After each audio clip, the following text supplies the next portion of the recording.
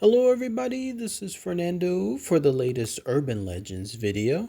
I thought I would mix another one of these in here, once again coming from the urbanlegendsonline.com website, once again dealing with the world of entertainment.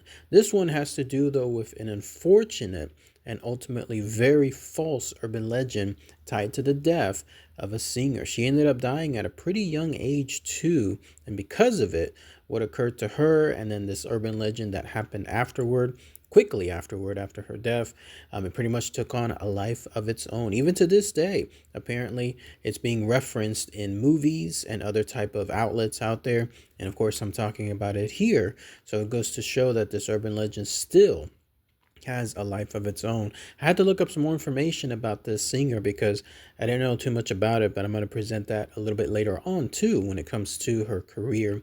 But you're looking at a picture of it now that has to do with the urban legend called Mama Cass and her ham sandwich.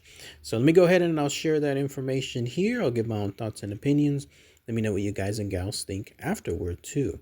So here's what it says. Mama Cass Elliott's death has been reported over the years as having been caused by choking on a sandwich while in bed and from inhaling her own vomit. But she didn't choke. The unfortunate story of Elliott's cause of death was started by a careless coroner called to examine her.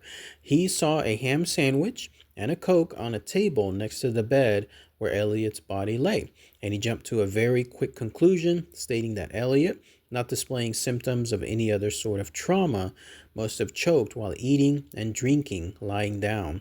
The story jibed with the general impression of Elliott as gluttonous, so it stuck. But that examiner missed one pretty crucial fact.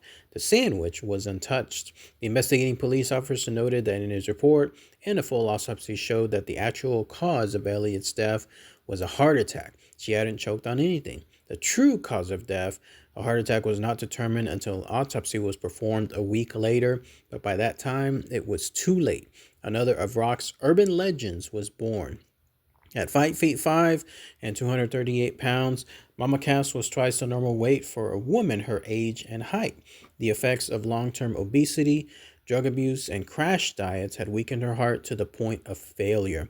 Because she was a large woman and there was a sandwich on the nightstand when her body was found, an irreversible connection was made that it was a ham sandwich, and obvious commentary on weight was added after the fact. However, no traces of food were found blocking her trachea, and there was never indication that food had played a role in her death.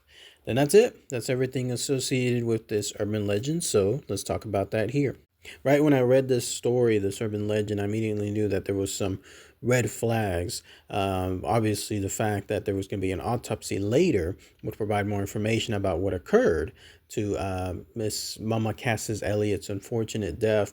But the big red flag right up front was apparently a coroner right then and there, as he saw her body there in the bedroom that she was at. They noted that there was a quote unquote quick conclusion because they saw a ham sandwich and a Coke on a table next to that bed. And so they quickly realized it must have been something, some sort of trauma where she must have choked while eating and also drinking lying down. So the fact that a coroner could make that quick conclusion right off the bat and obviously do it without having any further examinations, and that's the official result. Big red flag there. Clearly, anybody in that profession, anybody else in the comments that want to provide more information on that, there's a lot of examination that's done afterward towards the cause of death. Nothing in terms of something immediate being done right then and there. And that's just me as a layman pretty much guessing that. So anyone else that's a professional within that field, I'm sure you'll be able to say something along those lines as well. But yeah, this is the urban legend that stuck with her because of that time period. It apparently has to do with her weight. The urban legend noted that she was 5 feet 5, but 238 pounds. And so because of it, there was that quick link that was made in terms of the urban legend of that piece of food being stuck in her mouth and then causing her to choke on it, and in other versions of the urban legend, actually choking on her own vomit as well. Pretty unfortunate urban legend, right? When you think about it, because that's essentially one of the worst ways that somebody can die, if that really occurred, but obviously it didn't. But to this day, people still talk about it as if it was. As it turns out, she really did have just a heart attack. That's all it was. There was an autopsy that was performed a little bit later on, and then that's when it was determined that she had that full-on heart attack right then and there on that unfortunate day. And in fact, there was more information that was released as far as that actual the results of the examination. It had stated that there were no drugs within her system as well. And so she had pretty much died in her sleep due to a heart attack. But this was, again, just an all around unfortunate situation for her because of the fact that she died so young. Again, I had to look up information about her. It turns out she ended up passing away at just 32 years of age. Can you believe that? She was known as Mama Cass, but apparently this was a name that she didn't like. Her professional name was Cass Elliot. She was in some singing group called the Mamas and the Papas. I've heard of that group, but I can't recall any song. Maybe if it played on the radio, it's one of those songs where you know it, but you just don't know who sang it or the title of the song.